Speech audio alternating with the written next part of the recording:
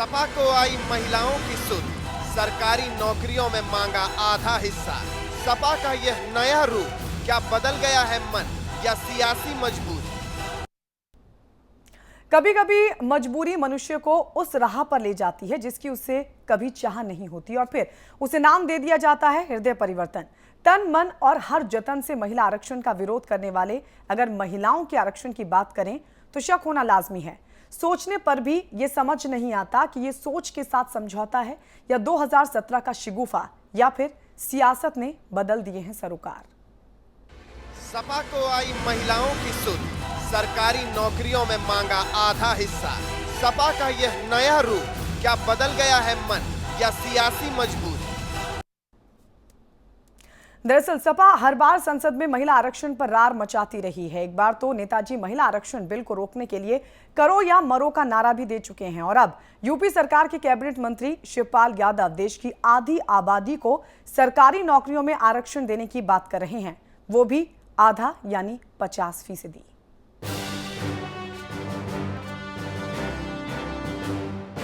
ये कटु सत्य है कि पुरुष प्रधान समाज में देश की आधी आबादी जिस सम्मान की हकदार है उससे अभी कोसों दूर है।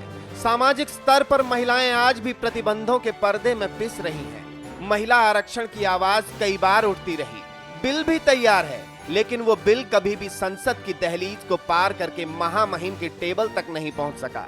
शायद ये पुरुष वर्ग का दंभ है और दादागिरी है जो आज तक इसकी राह में रोड़े अटकाती रही है।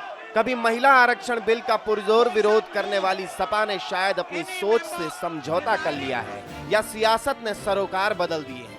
तभी तो आज सपाई मोहल्ले से उल्टी गंगा बहती नजर आ रही है। मैंने नौकरियों में महिलाओं को इसलिए कहा महिलाएं ईमानदारी से काम करती हैं, बहुत अच्छा कहा। तो महिलाओं को नौकरियों में 50% नौकरी में मैंने कहा।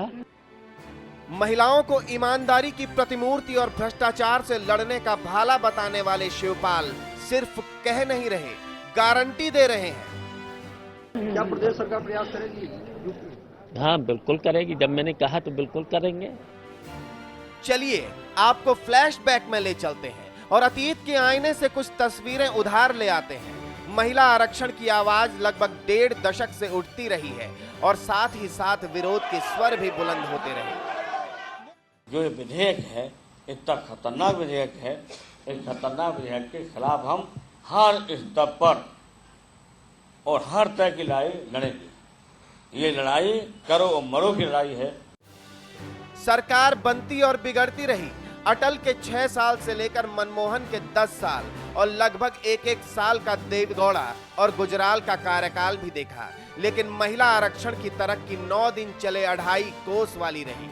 इस बिल की जिंदगी में एक बड़ा दिन आया जब तमाम विरोध के बाद राज्यसभा में पारित हो गया, लेकिन ये राज्यसभा से लोकसभा की 5 मिनट की दूरी तय नहीं कर पाया और आज फिर इसे शून्य से शुरुआत करनी होगी। बहरहाल कैबिनेट मंत्री शिवपाल के बयान से महिला आरक्षण की सियासत फिर से उफान पर आ गई है। इसे सपा के हृदय परिवर्तन से ज्यादा हालात की पहल कहा जा रहा है। शायद सपा आधी आबादी की ताकत पहचान चुकी है।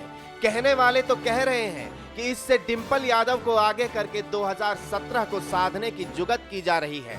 अब ये तो शिवपाल ही जाने कि उनका मन बदला है या फिर सियासी मजबूरी है। यदुवीर चौधरी, ब्यूरो रिपोर्ट, समाचार प्लस। बयान से सियासत में उफान तो आना ही था। जहां विरोधी सपा की मंशा पर सवाल उठाकर खुद को महिला हितों का सबसे बड़ा पैरोकार बताने लगे तो पार्टी वाले महिलाओं की भलाई का ताज नेताजी के सर पर सजाने लगे।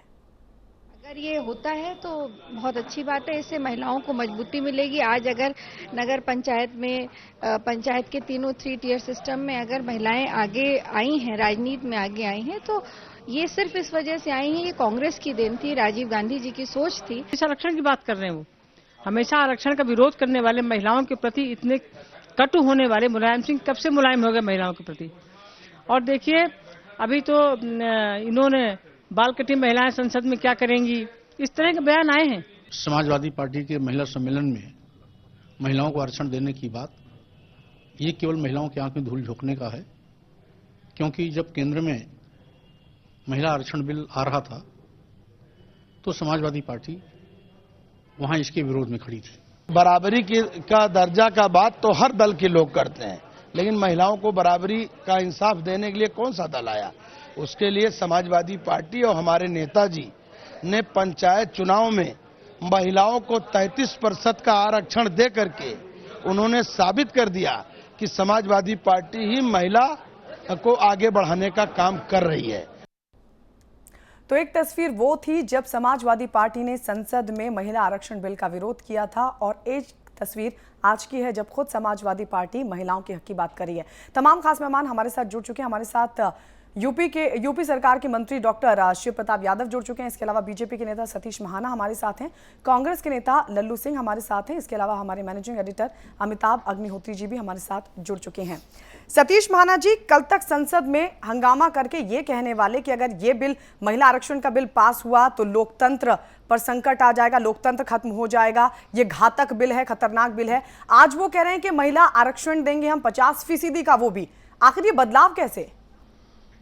नहीं, आरक्षण देने की जहां तक बात है, नौकरियों में अभी आदरणीय शिवपाल जी बोल रहे थे कि नौकरियों में आरक्षण देंगे। शुरुआत तो घर से करें। भारतीय जनता पार्टी ने जिस समय शुरुआत करी तो हमने ये तय किया है कि हमारे संगठन में 33% महिलाओं को आरक्षण दिया जाएगा और हर स्तर के ऊपर, चाहे जिला स्तर हो, चाहे प्रदेश स्तर हो, चाहे राष्ट्रीय स्तर के ऊपर हमने इसको करके दिखाया है। हम ईमानदारी से महिलाओं के लिए समर्पित भाव से, क्योंकि हम जानते हैं कि बिना उस आधी आबादी के इस देश को तरक्की के पथ के ऊपर आगे नहीं लिया जा सकता। और जो लोग वहां, केवल इतना ही नहीं है, जिस समय लोकसभा में बिल पेश किया है तो उसको हाथ से उठाकर फाड़ कर फेंकने का काम और करो और मरो की बात कहने वाले आदरणीय श्री मुलायम सिंह यादव जी का आज हृदय परिवर्तन क्यों हुआ मुझे मालूम नहीं है, लेकिन मन में कुछ और बात हो और जुबान पर कुछ और बात हो, ये इनकी पुरानी संस्कृति है। अब आगे आगे देखते हैं होता है क्या। लल्लू सिंह जी, देश की संसद में महिला आरक्षण बिल का विरोध करने वाले आज महिलाओं की सुध ले रहे हैं, आखिर कैसे? देखिए, जहां तक कांग्रेस की बात है, कांग्रेस ने सदैव महिला आरक्षण की वकालत की है और आपको याद होगा राज्यसभा में इस प्रस्ताव को पारित करने का भी काम कांग्रेस ने किया था। महिलाओं के प्रति जो संवेदना होनी चाहिए, या पंचायती चुनाव में से लेकर तमाम चुनावों में इसके आरक्षण को लागू कराने का काम कांग्रेस ने किया। और आज जो नौकरी में आरक्षण की बात आदरणीय श्री शिवपाल यादव जी ने अपने बयान में कहा, मुझे लगता है कि आदरणीय मुलायम सिंह यादव जी जिन्होंने सदन में इस महिला आरक्षण पर विरोध दर्ज कराया था, शायद उसका दुष्परिणाम उनको देखने को मिला था। तो आज शिवपाल यादव जी कहीं ना कहीं इस बात को साध कर यह कहने की कोशिश कर रहे हैं कि महिलाएं भी उनके साथ हैं, लेकिन ऐसा होने नहीं जा रहा है। और मैं समझ सकता हूं कि जहां तक महिला आरक्षण की बात है, कांग्रेस ने सदैव महिला आरक्षण का समर्थन किया है और महिलाओं के साथ कभी भी कांग्रेस खड़ी रहने का काम किया। ठीक है, शिव प्रताप यादव जी, कल तक जो लोग विरोध कर रहे थे आज वो वकालत कर रहे हैं, ये क्या आपने अपनी सोच के साथ समझौता कर लिया या फिर सियासत ने सरोकार बदल दिए हैं? देखिए, ये गलत है, सोच नहीं बदला गया है। समाजवादी पार्टी, देखिए गलत पिक्चर जो है दिखाया जा रहा है। समाजवादी पार्टी महिलाओं के आरक्षण के लिए हमेशा साथ में है। लोकसभा और राज्यसभा में केवल ये कहा, इससे स्वरूप बदलना चाहिए, क्योंकि पिछड़ी और दलित जो महिलाएं हैं, अल्पसंख्यक महिलाएं हैं, वो अभी आगे नहीं आई हैं, इसलिए महिला आरक्षण में महिला आरक्षण में पिछड़ी जात की महिलाओं और दलित महिलाओं और जो है अल्पसंख्यक महिलाओं, इनको अगर आरक्षण दिया जाए तो उसमें समाजवादी पार्टी साथ में है। नेताजी ने यहां तक कह दिया अगर 50% भी देते तो हम तैयार हैं, लेकिन पिछड़ी जात और दलित और मुस्लिम महिलाओं के लिए अलग से उसमें आरक्षण का प्रावधान किया जाए। स्वरूप के बारे में केवल स्वरूप के बारे में विरोध है, महिला आरक्षण के बारे में विरोध नहीं है। समाजवादी पार्टी जो महिलाओं के लिए किया है, हमारे लोहिया जी ने तो रानी के खिलाफ मेहता रानी को चुनाव लड़ाया था लोकसभा में, तो ये बात नहीं है। पहले जो लोकसभा जब देश आजाद हुआ चुनाव हुआ था, और समाजवादी पार्टी तो देखिए 1981 में बागपत में माया त्यागी कांड हुआ था।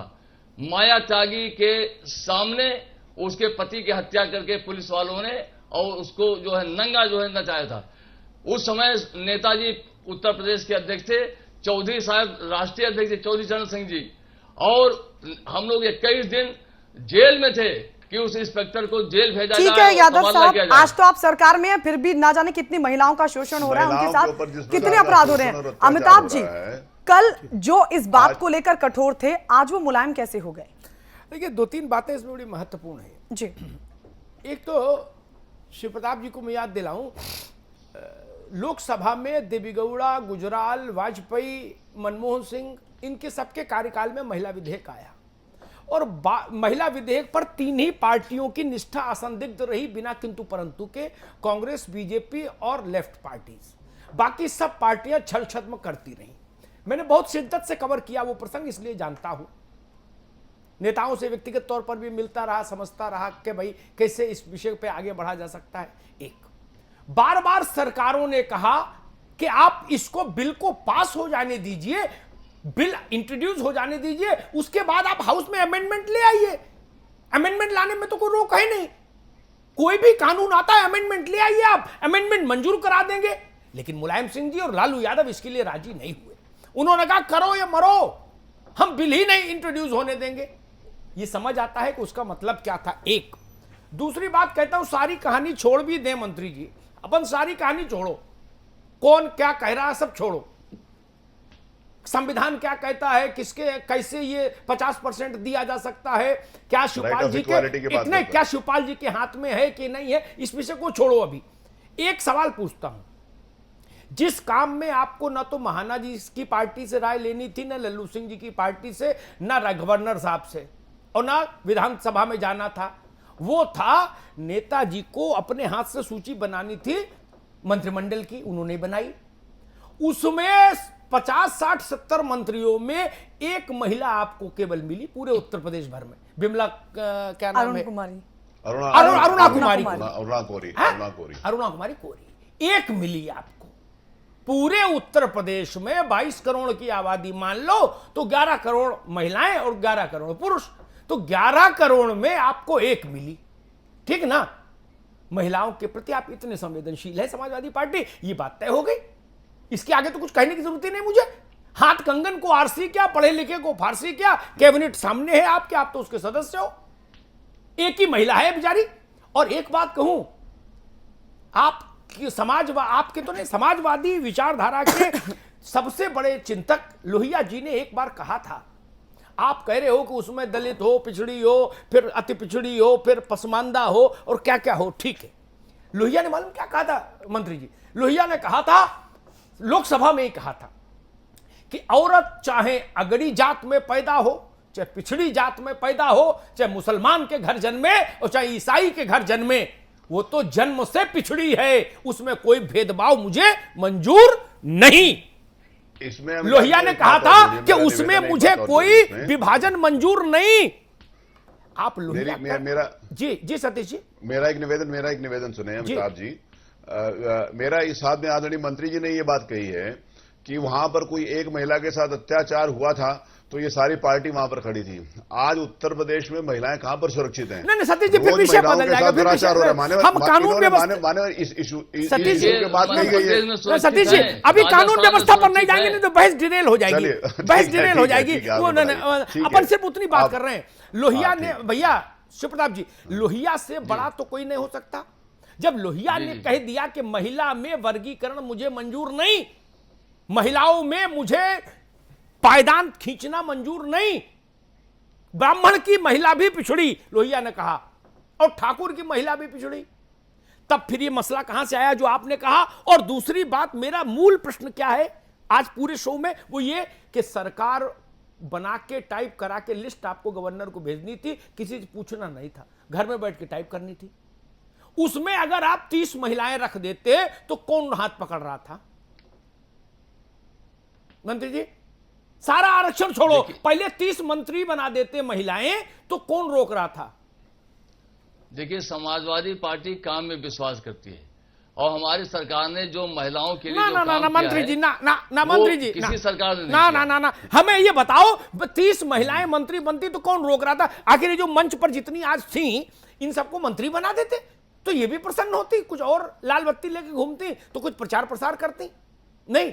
देखिए, ऐसा है, लाल बत्ती की बात नहीं है। बात ये कि हमारे सरकार, हमारे नेताजी, हमारे मुख्यमंत्री जी ना भैया काम में देखो विश्वास करते हैं। ना कि महिलाओं देखिए सतीश जी काम नहीं करते जी अमिताभ जी बताइए। हम देखिए साहब महिलाओं के हित में जो हम काम कर रहे हैं सतीश जी किसी सरकार ने नहीं किया है देश की आजादी के बाद। गांव में एक बड़ी अच्छी कहावत है, सास के पास बहू आई पांव छूने आशीर्वाद लेने, तो सास ने कहा खाइयो ना पियो मेरी नीके रहियो, खाना पीना कुछ नहीं और रहना कुशल से, है ना।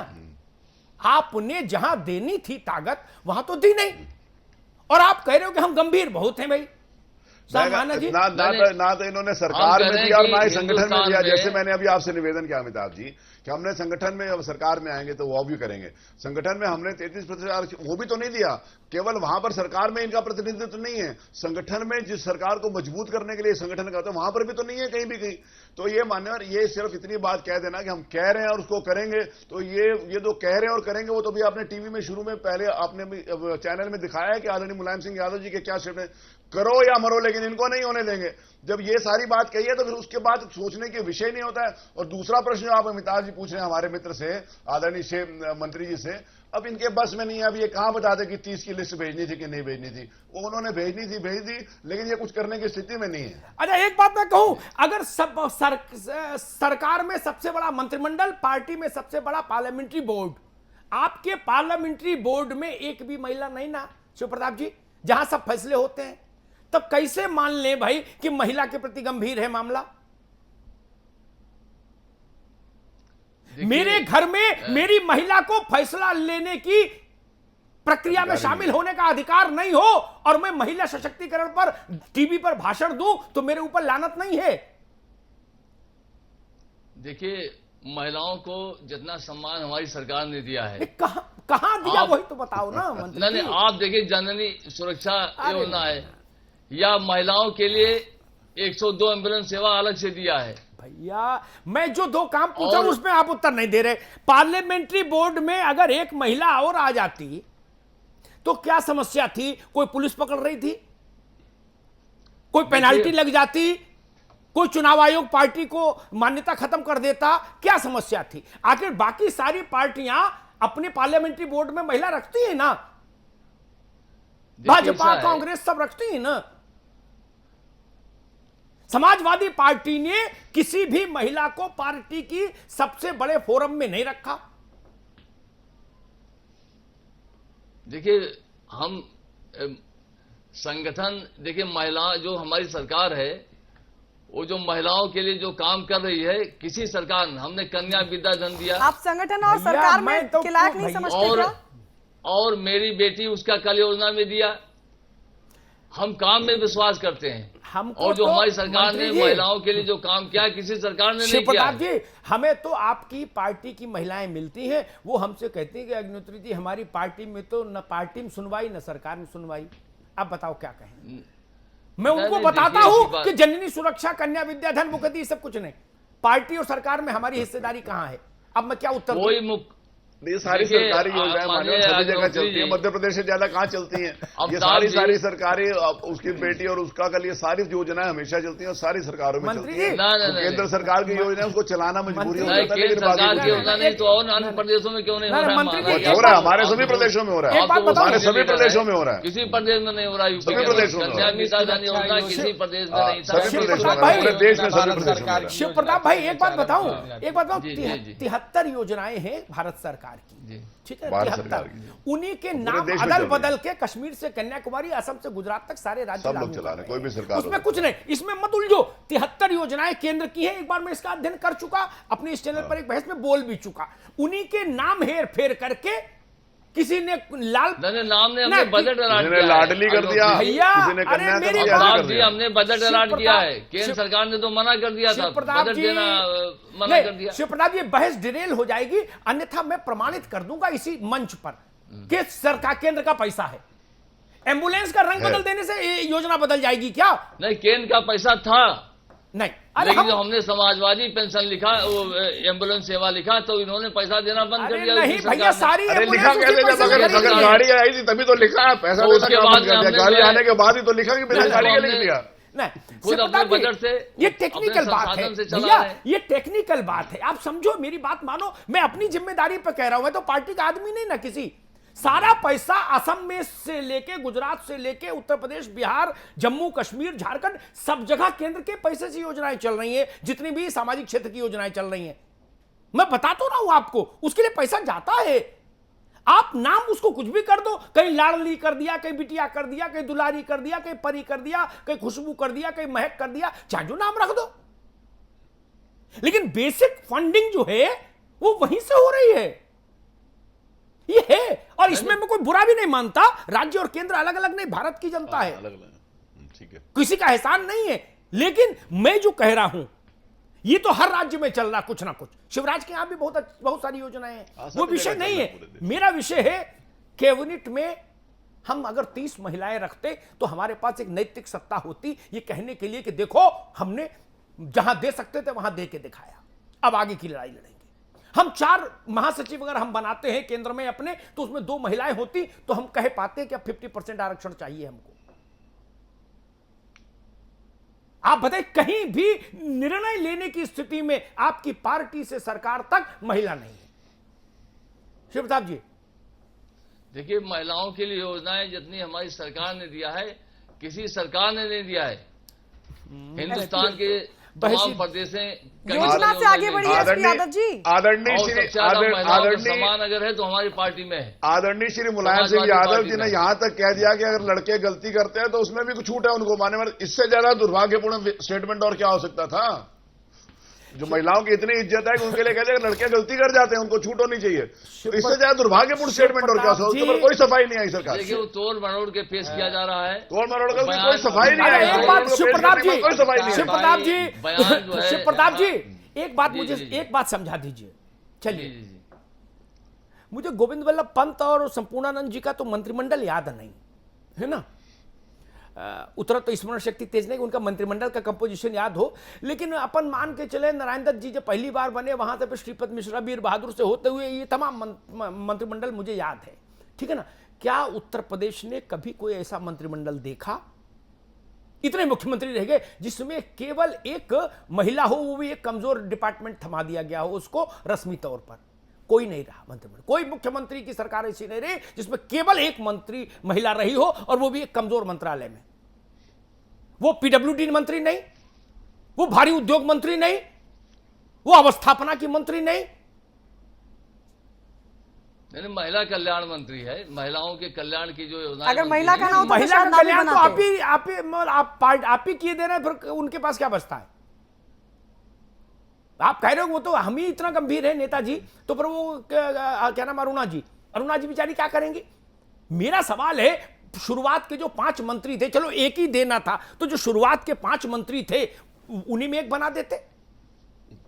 भाई शिवपाल जी हैं, आजम खान है, वैसे ही बना देते। नहीं है, वो भी स्टेट मिनिस्टर है। मैं वही कह रहा हूं, कैबिनेट में तो आपने रखा ही नहीं। कैबिनेट की बैठक में तो जाती नहीं कोई महिला आपके यहां। कोई राज्य ऐसा है जिसकी कैबिनेट की बैठक में महिला की उपस्थिति ना हो? मुझे बताओ आप, कोई राज्य है लखनऊ छोड़कर?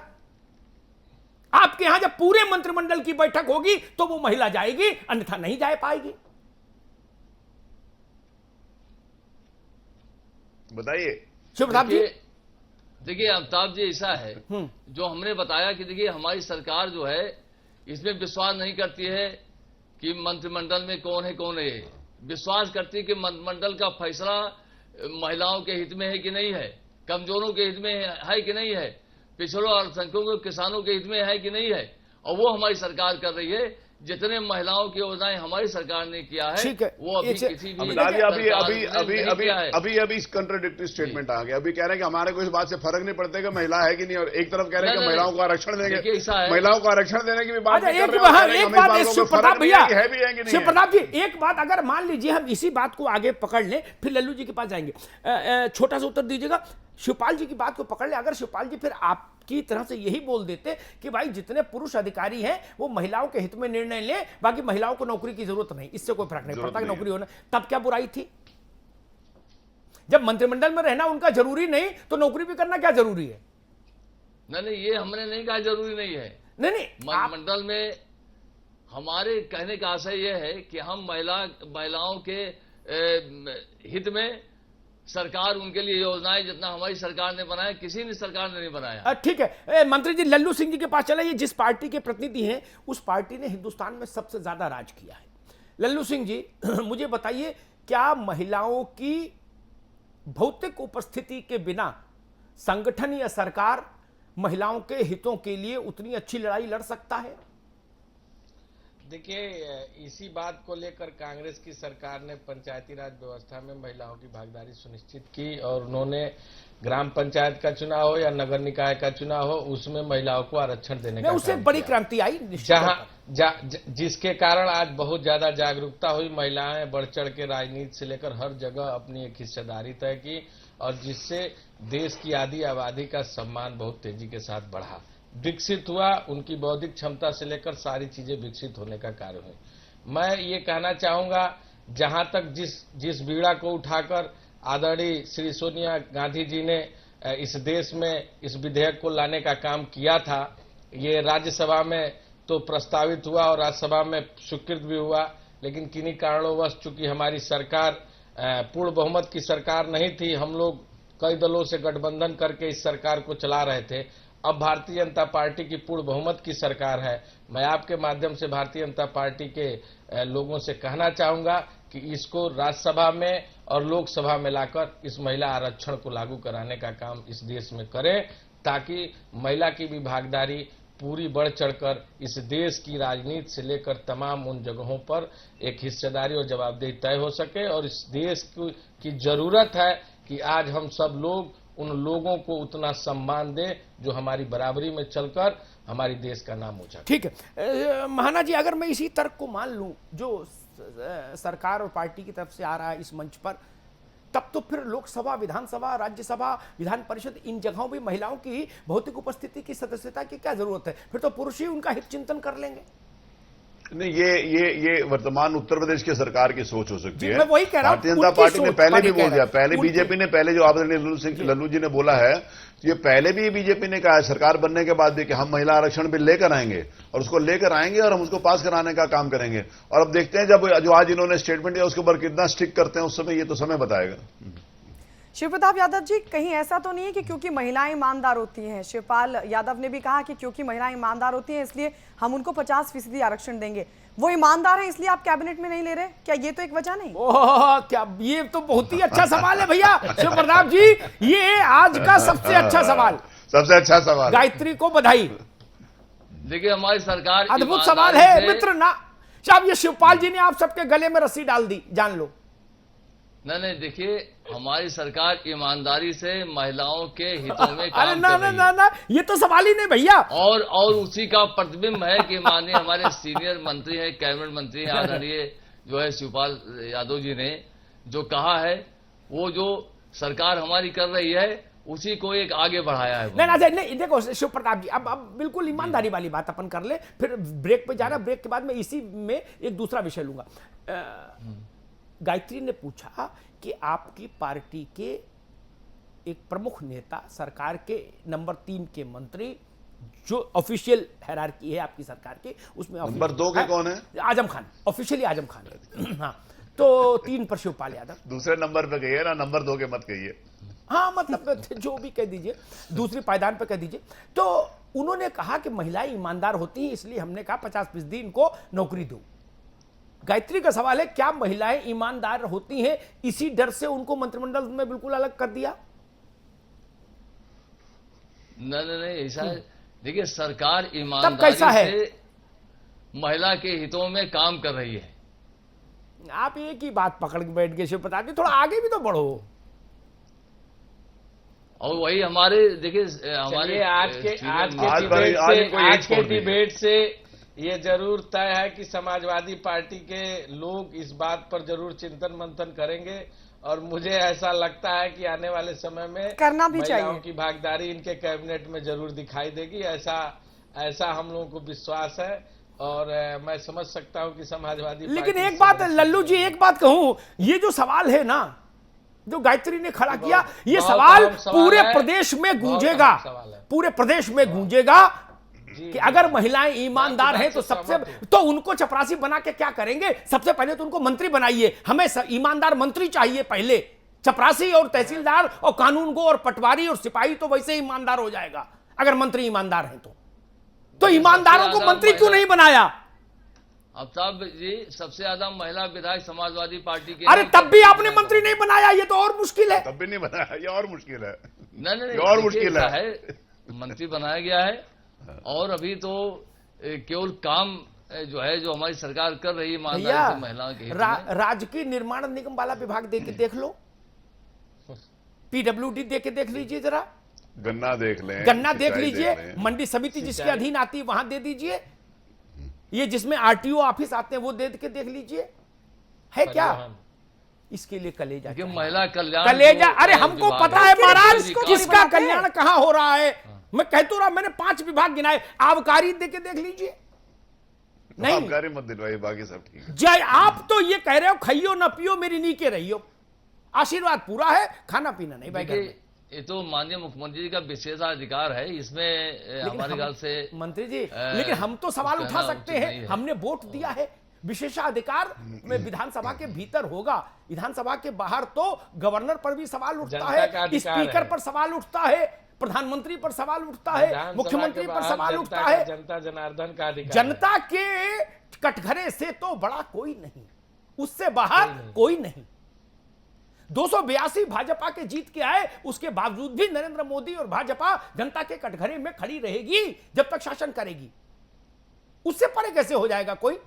गायत्री ब्रेक के लिए इशारा करें, ब्रेक के बाद जब हम आएंगे ना शिव प्रताप जी, तब ये सवाल पूछेंगे। आपकी पार्टी के सबसे बड़े नेता ने कहा आज कि मैंने पहले मना किया था कि लैपटॉप मत बांटो, ये लैपटॉप बांटे, इसी से लोकसभा में चुनाव हार गए हम। मुलायम सिंह जी ने आज ये बात मंच से कही।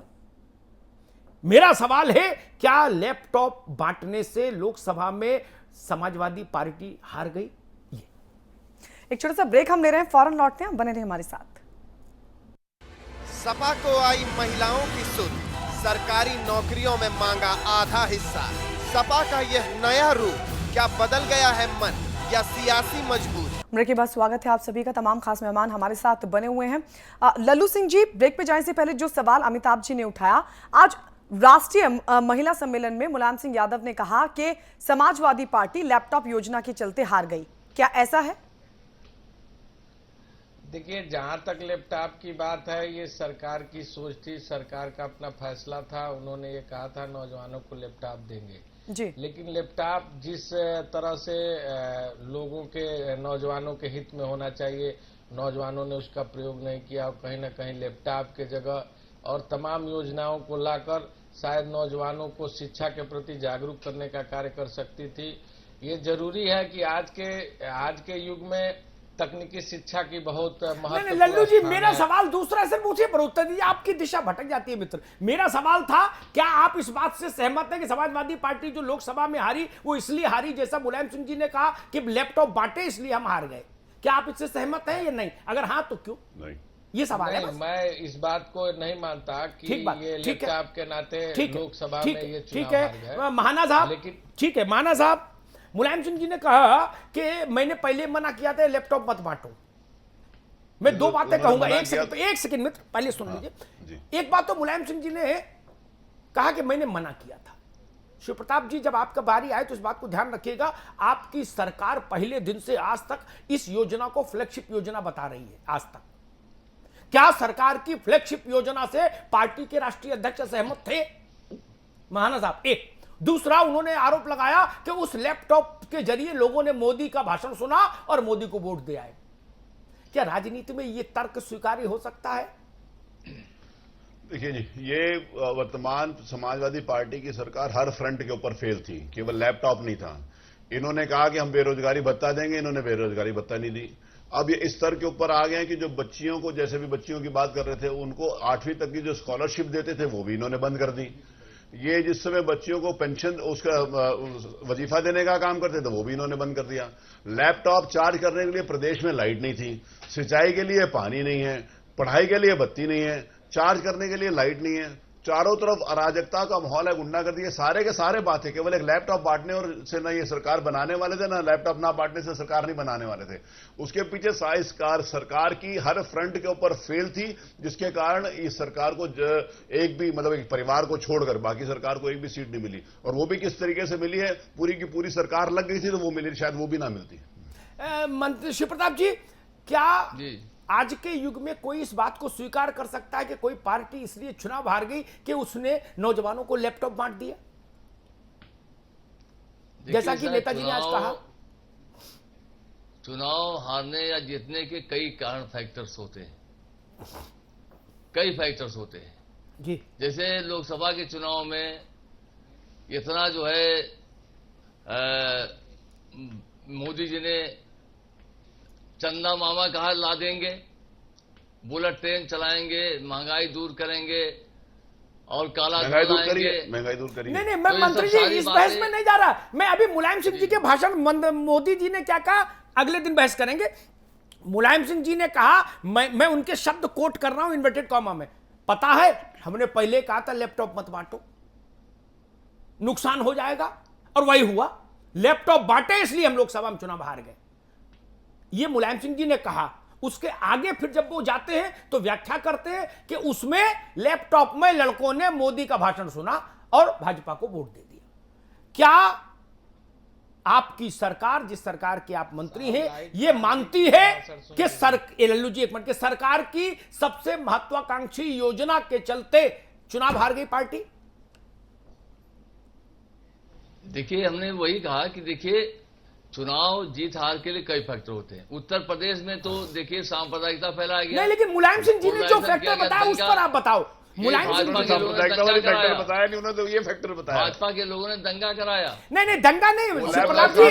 शिव प्रताप जी, मेरा सवाल, आप तो पुराने मित्र है, आप मेरे शो का फॉर्मेट जानते हैं भाई। मेरा निवेदन ये है, आदरणीय मुलायम सिंह जी ने जो बात कही, अपन उतने पर कन्फाइंड रहेंगे चारों लोग। उन्होंने कहा कि हम पहले मना किए थे मत बांटो, हमको तो मना किए नहीं होंगे, ना महाना जी को मना किया होगा, यानी सरकार को मना किया, फिर भी आपने बांटे क्यों? सवाल नंबर 1। सवाल नंबर 2, क्या आप सरकार इस बात से सहमत है कि उसके लैपटॉप योजना के चलते चुनाव हार गई पार्टी? 2 सवाल है बस, वही अपन बताओ। देखिए, नेताजी जमीनी नेता हैं, तो वही तो मैं समझने और नेताजी जो भी बातें कहते हैं वो जमीनी बात कहते हैं। तो नेताजी का उस पर हम क्या कमेंट करेंगे? नहीं, तो सरकार ये मानती है कि लैपटॉप ने बेड़ा गर्क किया। देखिए ऐसा, वही मैं बता रहा हूं। देखिए ऐसा है कि नेताजी से ज्यादा हमारे ख्याल से अनुभव वाला कोई नेता इस समय तो हिंदुस्तान में बहुत कमी एक आध चाहे हो। तो नेताजी के बारे में उनके फिर भी सरकार ने उनकी बात नहीं मानी और योजना चला दी। जब आप सब लोग ये मान रहे हो तो फिर उनकी बात क्यों नहीं मानी शिव प्रताप जी? तब उनकी बात क्यों नहीं मानी? उन्होंने आज मंच से कहा, हजारों लोगों की उपस्थिति में, टीवी कैमरास की उपस्थिति में, कि हमने पहले मना किया था कि मत बांटो। क्या उन्होंने मना किया था सरकार से और सरकार ने उनकी बात को अमान्य कर दिया? देखिए नीचे चल रहा है, मैंने मना किया था लैपटॉप मत बांटो। लेकिन जब बांट रहे थे तो खुद आदरणीय मुलायम सिंह जी यादव फोटो खिंचवा रहे थे बांटते हुए, उन्होंने मना किया था, फोटो क्या खिंचवा रहे थे बांटते हुए। शिव प्रताप जी, क्या पार्टी के राष्ट्रीय अध्यक्ष ने अपनी सरकार को निर्देशित किया था कि लैपटॉप मत बांटो, फिर भी उनकी इच्छा को किनारे करके बांटे गए लैपटॉप? देखिए ऐसा है, नेताजी, मैंने बताया, हमारे श्रद्धेय नेताजी जो है वो जमीनी नेता हैं, और वो जो बात कहते हैं उस पे हम लोग कमेंट करने का कोई अभी हम लोग का अधिकार नहीं है। उनके जमीनी होने पर मुझे कोई संदेह नहीं, उनके जमीनी होने पर कभी कोई संदेह मुझे नहीं रहा। जी। उनका संघर्ष भी मैं जानता हूं, 2-2.5 दशक से तो देख ही रहा हूं। लेकिन मैं आपसे पूछ रहा हूं, सरकार के मंत्री के नाते, क्या ऐसा निर्देश अध्यक्ष की तरफ से कभी आया था कि भाई लैपटॉप की योजना खराब है, ये मत बांटना? देखिए, नेताजी का जो भी निर्देश होता है सरकार पूरा पालन करती है, और नेताजी के ही निर्देश मार्गदर्शन में सरकार महाना साहब, ये क्या हो रहा है? मैं कंफ्यूज हो जाऊंगा। नेताजी के मार्गदर्शन में सरकार चल रही है, मैं कंफ्यूज हो जाऊंगा भाई, किसकी बात मानूं? नेताजी की बात सच मानूं या मंत्री जी की मानूं? मैं क्या करूं? मैं कंफ्यूज हो रहा हूं। देखिए आप अमिताभ जी मंत्री जी की नौकरी क्यों लेने के चक्कर में? नहीं, देखिए नेताजी के आप इनकी नौकरी मार्गदर्शन लेने के चक्कर में अब मानिए एक तरफ ये कह रहे हैं कि नेताजी जो कहते हैं वो करते हैं, वो कहते हैं मैं मना कर रहा था, बट रहा था उसके बाद, और ये कहते हैं अगर वो मना करते तो मान लिया जाता है। इसका मतलब ये आदरणीय श्री मुलायम सिंह यादव जी के तथ्य को ये गलत साबित करने का प्रयास करे। एक तरफ कह रहे हैं उनकी हर बात मानते हैं, दूसरी तरफ कह रहे हैं कि नहीं उन्होंने कहा ही नहीं होगा, अगर उन्होंने कहा होता तो ठीक है। वो कह रहे हैं मैंने कहा, ये कह रहे हैं कि नहीं कहा, तो ये अपने आप में कंट्राडिक्शन। अच्छा, क्या मंत्री जी ज्यादा पूछेंगे तो इनकी नौकरी चलेगी। मैं एक सवाल पूछ लेता हूं थोड़ा घुमा के, क्या मुलायम सिंह जी ने आज जो मंच से कहा वो सत्य नहीं कहा? क्या ऐसा कह रहे हैं? देखिए नेताजी के साथ हम 35 साल से जुड़े, मालूम है मुझे, मालूम है। और हम जानते हैं नेताजी का जो अनुभव है, नेताजी का जो है मार्गदर्शन है, उससे हम लोग यहां तक पहुंचे हैं। और जहां तक सवाल है, देखिए नेताजी जो उनका मार्गदर्शन, हमेशा उन्हीं मार्गदर्शन में सरकार चल रही है। मैं तो वो कह रहा हूं और भैया, उनके आपके सम्मान के रिश्तों पे मुझे कोई आपत्ति नहीं, होना भी चाहिए, वो घर के बड़े बूढ़े हैं, होना भी चाहिए। लेकिन मेरा सवाल ये है, जब वो मंच से ये कह रहे हैं कि मैंने मना किया था लेकिन नहीं माने, इसका मतलब क्या मानूं? देखिए सरकार जो है, जो भी नेताजी निर्देश देते हैं, सरकार उस पे अमल करती है। जितने भी कल्याण, जैसे कन्या विदा धन योजना, सारी योजनाएं नेताजी सतीश जी मेरी मदद करिए भाई, ये तो बड़ा विचित्र बात है कि विषय ये है ना। देखिए जो आप प्रश्न कर रहे हैं वो इनकी सीमा से बाहर है अमिताभ जी। अब मैंने आपसे निवेदन किया कि क्यों आप हमारे अच्छे मित्र, आप इनकी नौकरी लेने, मेरे बहुत अच्छे मित्र शिव प्रताप भाई, मेरे मित्र। आप इनको छोड़ दो, आप इनको यहाँ पर मेरा आपसे निवेदन है, ये सेवक है, ये सेवा करने का अवसर इनसे क्यों छीन रहे हैं? आदरणीय मुलायम सिंह यादव जी ने अगर ये कहा होता, सरकार ना मानती, हम इस बात को मानने के लिए तैयार नहीं है, क्योंकि अब उनको हर फ्रंट के ऊपर वो फेस थे, तो किसी न किसी के ऊपर आरोप लगाना था। वो ये कह नहीं सकते थे कि हम बत्ती नहीं दे पा रहे थे, वो ये कह नहीं सकते थे कि लॉ एंड ऑर्डर की व्यवस्था खराब थी, वो ये कह नहीं सकते थे कि हम विकास काम नहीं करा रहे हैं, वो ये कह नहीं सकते कि सरकार हर फ्रंट के ऊपर फेल थी। तो किसी न किसी एक बात को लेकर आना, जो बेचारा लैपटॉप बीच में फंस गया। लल्लू जी, क्या इस बयान के जरिए मुलायम सिंह यादव सरकार पर भी सवाल खड़े कर रहे थे कि मैंने तो मना किया था लेकिन तुम लोगों ने ये फैसला ले लिया और उसका नतीजा हमने देखने को मिला? अच्छा, उनसे भी बंटवा दिए लैपटॉप, उनकी भी फोटो खिंचा दी, उनकी फोटो खींची है, बहुत बढ़िया, बहुत अच्छी फोटो आई थी। देखिए जहां तक लैपटॉप की बात है और ये आपके द्वारा बताया जा रहा है, जो मैं अभी सुन रहा हूं, तो मैंने उनका बयान पूरी तरह ठीक से सुना नहीं। आज बोला नहीं, मैंने पूरी तरह सुना और पूरी जिम्मेदारी से बोल रहा हूं। तो जो लैपटॉप की बात अगर उन्होंने की, तो कहीं ना कहीं लैपटॉप आज की जरूरत थी और नौजवानों के लिए विशेषकर जरूरत थी इस भौतिकवादी युग में। और जो इस बात पर जोर दिया जा रहा है लैपटॉप के कारण, मुझे नहीं लगता ऐसा कहीं कोई मामला है कि लैपटॉप के कारण वो चुनाव हार गए। ये सरकार की योजनाएं होती है, हर सरकार की अपनी प्राथमिकताएं होती हैं। उस प्राथमिकताओं में माननीय मुख्यमंत्री जी की प्राथमिकता थी कि नौजवानों को लैपटॉप देने की बात उन्होंने एक चीज और भी अच्छी है, लेकिन ये हो सकता है कि माननीय मुलायम सिंह यादव जी अगर किस बात के लिए नाराज थे और उनका आरोप किस तरफ था, क्या इशारा था, ये तो वह और उनकी पार्टी के लोग बता। सतीश जी, आपको नहीं लगता कि लैपटॉप जैसा निर्जीव वस्तु जो अपने डिफेंस में कुछ बोल भी नहीं सकती खुद को डिफेंड करने के लिए, भाई लैपटॉप तो बोल नहीं सकता।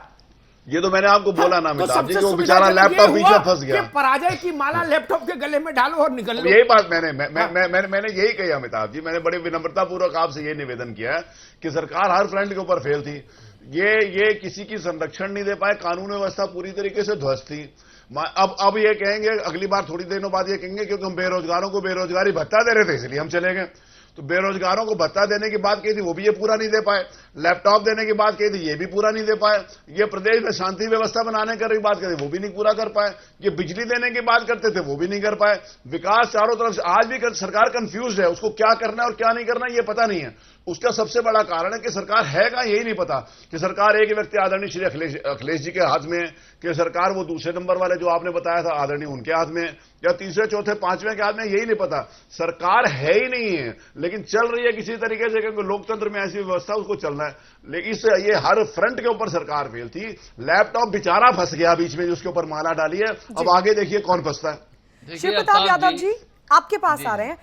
एक तरफ तो अखिलेश यादव कहते हैं कि जो योजनाएं हमारी सरकार चला रही है वो योजना कोई और सरकार नहीं चला रही देश में, तो वही मुलायम सिंह यादव ये सवाल खड़े करते हैं, ये डिफरेंस क्यों? और क्या जो सवाल मुलायम सिंह यादव की तरफ से खड़ा किया गया, क्या वो आपके मैनिफेस्टो पर एक सीधा सवाल नहीं है कि आप जो फैसले ले रहे हो उन फैसलों पर ही सवाल है? नेताजी कभी हमारी सरकार के किसी भी योजना में कभी पंचित नहीं लगाते। हम लोग देखिए, उस समय जब ये मीटिंग चल रही थी, हम लोग हाउस में थे, जब सुनते कोई बात तब हम ऑथेंटिसिटी उसकी हम जानते। जहां तक सवाल है, देखिए महाना जी कह रहे थे सरकार नहीं है, अभी उपचुनाव हुआ है, 12 में से 9 सीट समाजवादी पार्टी जीती है। यहां तक कि माननीय हुकुम सिंह जी का जो विधानसभा क्षेत्र है उसको तो लैपटॉप आ गया, उसको सवाल नहीं है। सरकार ने जो काम किया है, आज सरकार ने दबाव बनाकर सरकार ने सारे यही हाथ लखनऊ में उससे लैपटॉप योजना का क्या मतलब? एसपी यादव जी, उससे लैपटॉप योजना का क्या मतलब? झूठ बन रहा है एसपी यादव जी। हम लाए हैं और अभी देखिए डॉक्टर फ्लाईओवर का लैपटॉप से क्या मतलब? फ्लाईओवर 8 महीने में बना है महालक्ष्मी का। फ्लाईओवर बनाने के पीछे मंशा मानने पर स्पष्ट होती थी क्या थी? नहीं, 1 दर्जन करीब 1 दर्जन लखनऊ में बने, डालीगंज में बने। एसपी यादव जी, लैपटॉप का फ्लाईओवर से क्या मतलब? क्या मुलायम सिंह यादव अपने ही मैनिफेस्टो पर सवाल खड़े कर रहे थे? आ रहा है, IT सिटी आ रहा है। एसपी यादव जी, क्या एसपी यादव जी, बोलने दीजिए, तब वो सुनेंगे। क्या मुलायम सिंह यादव अपने ही मैनिफेस्टो पर सवाल नहीं खड़े कर रहे? नहीं, नेताजी कभी नहीं, नेताजी के मार्गदर्शन में हम लोग काम कर रहे हैं, ये सरकार उनके मार्गदर्शन में काम कर रही है, फिर भी आप उनको नेताजी के मार्गदर्शन में काम कर रही है। ठीक है, ठीक है। अमिताभ जी, संपादकीय टिप्पणी। 2 हिस्सों में ये कार्यक्रम बहस चली। पहले लैपटॉप वाले पर बात कर लो ताजी, फिर उस पर टिप्पणी कर दूंगा। इसमें 2 बातें मुझे कहनी। यह सरकार अगर आएगी तो लैपटॉप बांटेगी, यह आपके घोषणा पत्र में अंकित था। 1, आपने सरकार के पहले दिन से लेके आज तक राजेंद्र चौधरी प्रतिदिन बिना नागा, इतवार भी उसमें शामिल, हर दिन एक रिलीज जारी करते हैं, उसमें इस बात का उल्लेख करते हैं कि लैपटॉप बांटा, आज तक भी करते हैं। मुख्यमंत्री, मंत्रीगण, नेतागण जितने भी जहां भी सार्वजनिक सभाओं में जाते हैं, सब जगह ये कहते हैं कि हमने लैपटॉप दिया, आपकी फ्लैगशिप योजना है। 2 सवाल पैदा होते हैं, क्या पार्टी अध्यक्ष की बिना सहमति के घोषणा पत्र में यह मुद्दा आ गया था? 1, उनकी बिना सहमति के तो आ नहीं सकता। टेक्निकली, प्रैक्टिकली क्या हुआ मुझे पता नहीं, वो लोग इनसाइडर लोग जाने, जो अंदर के लोग हैं। दूसरी बात, क्या राष्ट्रीय अध्यक्ष ने सरकार से इस बात पर अप्रसन्नता जताई किसी अवसर पर कि लैपटॉप मत बांटिए? अगर हां, तो यह नहीं बताया मंत्री जी ने कि सरकार ने उनकी बात का सम्मान क्यों नहीं किया। 1, और तीसरी बात, क्या आज के संचार के युग में, जैसे लल्लू सिंह कह रहे थे टेक्नोलॉजी का युग है, मैं इस बात से सहमत हूं, क्या आज के संचार के युग में कोई लैपटॉप बांटने से हार सकता है? क्या यह बात किसी के गले में आएगी नीचे? मोदी के भाषणों लैपटॉप के जरिए लोगों ने सुन लिए। मान लीजिए 1 लाख, 2 लाख, 5 लाख, 10 लाख लैपटॉप जो भी आपने बांटे हो, मुझे पता नहीं संख्या कितनी है, फिर भी लोगों के पास इंटरनेट तो है ना। भाषण सुनने के तो 100 तरीके हैं, यूट्यूब पर है मुफ्त में, चाहे जितना सुनो, चाहे जितनी बार सुनो। वो विषय मुझे नहीं लगता नेताजी ने क्यों कहा, यह एक रहस्य है। दूसरी बात है, महिलाओं की भागीदारी बढ़ाए, जैसा शिवपाल भाई ने कहा। मैं एक बात कहूं, 56 मंत्री आपने बनाए, 56 में एक राज्य मंत्री की कुर्सी दी उस महिला को, यानी आपने आधा फीसदी भी भागीदारी नहीं दी। यह स्थिति पैदा कर दी आपने, क्यों? और आप कह रहे हो 50% भागीदारी महिला को मिलनी चाहिए सरकारी नौकरी में। सरकारी नौकरी देना आपके हाथ में आज नहीं है ना कानून बनाना, लेकिन मंत्रिमंडल बनाना तो आपका सार्वभौमिक अधिकार था। ना विधानसभा दखल दे सकती, ना विपक्ष दखल दे सकता, ना गवर्नर दखल दे सकता। जो लिस्ट आप लिख के भेज देते वही लोग शपथ ले लेते। कोई बोल नहीं सकता था, कोई आलोचना नहीं कर सकता था। संप्रभु अधिकार है, संप्रभु अधिकार। चाहे जिसको मंत्री बना दीजिए, XYZ, चाहे जिसको, आप मालिक थे। लोकतंत्र, संसदीय लोकतंत्र का यही स्वरूप है। तब किसको दोष दूं? पड़ोसी को तो दोष नहीं दे सकता, न बीजेपी को, न बसपा को, न कांग्रेस को दोष दूंगा कि भाई केवल अरुणा कोरी क्यों आई, बाकी क्यों नहीं आए। आपको ही संसदीय बोर्ड बनाना था। अभी जो महीना भर पहले संसदीय बोर्ड रिन्यू हुआ है, नया बना है, रिकंस्ट्रक्ट हुआ है। उसमें मुलायम सिंह जी हैं, रवि वर्मा हैं, आजम साहब हैं, शिवपाल जी हैं, रामगोपाल जी हैं, अखिलेश जी हैं। एक महिला भी रख सकते थे आप। पार्लियामेंट्री बोर्ड किसी भी पार्टी का सबसे बड़ा निर्णय लेने वाला मंच होता है। वहां आपने महिला को मान्यता नहीं दी। जब दो ऐसे काम जिसमें किसी विधेयक की जरूरत नहीं, किसी कानून की जरूरत नहीं, अध्यादेश की जरूरत नहीं, विधानसभा लोकसभा जाने की जरूरत नहीं, किसी से पूछने की जरूरत नहीं, महिला को मान दे सकते थे आप। और तीसरी बात शिव प्रताप भाई, मुझे स्मरण नहीं आता 25 वर्ष में कोई ऐसा मंत्रिमंडल उत्तर प्रदेश में रहा हो जिसमें केवल एक महिला हो, वो भी राज्य मंत्री हो। वीर बहादुर की सरकार देखी, श्रीपति मिश्रा की देखी, नरेंद्र जी की कई बार देखी, मुलायम सिंह जी की शुरुआत की सरकार देखी, 4 बार मायावती रही, 3 बार कल्याण सिंह रहे, राजनाथ सिंह रहे, रामप्रकाश गुप्ता रहे, ऐसी सरकार नहीं है ना जिसमें एक महिला हो, वो भी राज्य मंत्री। यानी कैबिनेट की बैठक हो तो महिला शून्य, आधी आबादी का कोई रिप्रेजेंटेशन ही नहीं। ये लोकतंत्र के लिए अच्छा नहीं, यह आधी आबादी के प्रति न्याय नहीं है, ये हमारे घर की मां बहन बेटियों के प्रति न्याय नहीं है। ये न्याय उनके साथ भी नहीं है जो समाजवादी पार्टी की कार्यकर्ता हैं महिलाएं। ये भी जानिए, उनके साथ भी न्याय नहीं है। वो महासचिव क्यों नहीं हो सकती, मुझे बताइए। भाजपा में सुषमा स्वराज हो सकती हैं पार्लियामेंट्री बोर्ड में मेंबर, जनरल सेक्रेटरी रह सकती हैं, स्मृति हो सकती है, तमाम नाम है। कांग्रेस में हो सकती हैं, सीपीएम सीपीआई में हो सकती हैं, सपा में क्यों नहीं? कोई किसी महिला को कभी आपने महासचिव बनाया? नहीं। अध्यक्ष तो छोड़ दीजिए, महासचिव भी नहीं बनाया। क्यों? महिला है तो केवल महिला मोर्चे में रहेगी और 8 साल में एक सम्मेलन होगा, उसमें आएगी और घर चली जाएगी। इतना ही काम है क्या महिला का? पहले घर से महिला को सम्मान देना सुनिश्चित करिए। पार्टी घर होती है, वहां सम्मान मिलता, फिर वो सम्मान सरकार में जाता, फिर वो सम्मान नौकरियों में जाता, विधायिका में जाता, बाकी जगह जाता। मुझे सतीश महाना जी की बात ठीक लगी। जब वाजपेयी के समय में यह मसला चल रहा था, विधेयक का बार बार क्लैश होता था, संघर्ष हो जाता था, छीना झपटी हो जाती थी। राम जेठमलानी के हाथ से कागज छीन ले गए लोग, फिर वो डीएम जयललिता की पार्टी के मंत्री थे बेचारे, वो पेश किए, उनके हाथ से भी छीन ले गए। तो भाजपा ने एक फैसला किया कि भाई पार्टी में 33% दे दो पहले, ये तो मेरे हाथ में है, दूसरे से पूछना नहीं ना। और ये नियम तहसील से लेके केंद्रीय समिति तक लागू कर दिया।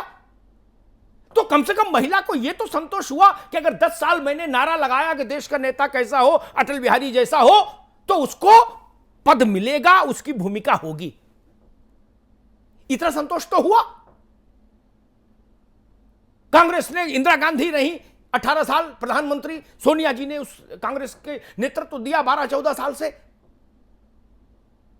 समाजवादी पार्टी ने कभी महिलाओं के लिए यह चिंतन क्यों नहीं किया? यह सवाल मेरा नहीं है, यह सवाल आपकी पार्टी की महिला कार्यकर्ता पूछती हैं। शिव प्रताप जी, आपसे भले ही ना पूछें आमने सामने, लेकिन पूछती हैं। और यह बड़ा सवाल है, तीखा सवाल है। सम्मेलनों से दशा दिशा नहीं बदलती, नहीं सुधरती। प्रमाण देना पड़ता है कि हम गंभीर हैं। मैं अपने बेटे से रोज कहूं कि बेटा मैं तुमको लेके बहुत गंभीर हूं, तुम्हें बहुत प्यार करता हूं। वो कहेगा पापा 1 महीने से साइकिल मांग रहा हूं, वो लेके नहीं दी। वो कह रहे हो बहुत गंभीर हूं, बहुत प्यार करता हूं। प्रमाण देना होता है, घर में भी, पार्टी में भी प्रमाण देना होता है, सरकार में भी प्रमाण देना होता है, तब लोग भरोसा करते हैं, उससे पहले नहीं। बहुत बहुत धन्यवाद। बहुत बहुत शुक्रिया आप सभी का हमारे साथ जुड़ने के लिए। सतीश महाना जी आपका, लल्लू जी आपका भी बहुत बहुत शुक्रिया, और एसपी यादव जी आपका भी बहुत बहुत शुक्रिया, अमिताभ जी आपका भी बहुत बहुत शुक्रिया इस चर्चा में हमारे साथ बने रहने के लिए। बिग बुलेटिन में फिलहाल इतना ही। आप देखते रहिए समाचार प्लस।